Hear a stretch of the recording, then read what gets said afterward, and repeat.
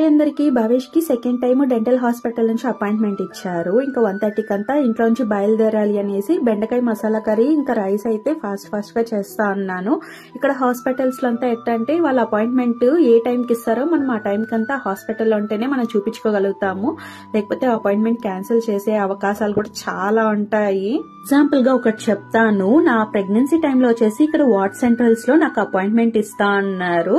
So ఒకసారి వచ్చి 20 minutes late గా వెళ్ళాము. అప్పుడు నాకు చూసే డాక్టర్ అయితే నెక్స్ట్ టైం ఇలాగ లేట్ గా రావద్దండి, అలాగని వస్తే అపాయింట్మెంట్ క్యాన్సిల్ చేస్తామనేసి నాకైతే వార్న్ చేశారు. ఇంకా అప్పటి నుంచి మేము హాస్పిటల్ కి వెళ్లాలంటేనే 20 minutes ముందుగా హాస్పిటల్లో ఉండేటట్టుగా ప్లాన్ చేసుకుంటాము. అలా ఉంటుంది స్వీడన్ లో.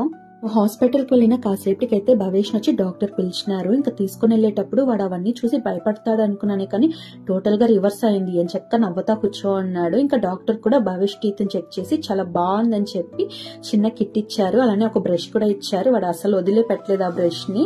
స్వీడన్ లో చిన్నపిల్లలకి ఒక ఏజ్ వచ్చేదాకా వచ్చి డెంటల్ హాస్పిటల్ లో కంప్లీట్లీ ఫ్రీ అన్నమాట. 8 months వన్స్ వాళ్ళే అపాయింట్మెంట్ ఇస్తా ఉంటారు. సో ఆ టైంలో మనం పిల్లల్ని తీసుకొని పోతా ఉంటే వాళ్ళు చెక్ చేస్తా ఉంటారు, సరిపోతుంది. ఇంకా అట్టే వాళ్ళకి వచ్చేసి మెక్డీలో బర్గర్, ఫ్రెంచ్ ఫ్రైస్, కోక్ అంతా ఆర్డర్ చేసుకునేసి తినేసి భవేష్ కి గ్లౌసెస్ తీద్దామనేసి అట్టే కాస్త షాపింగ్ కి వెళ్లేసి అయితే ఇంటికి వెళ్లిపోయినాము. ఈ వీడియో కానీ నచ్చితే లైక్ చేయండి, షేర్ చేయండి, సబ్స్క్రైబ్ చేసుకోండి. Thanks for watching. బాయ్.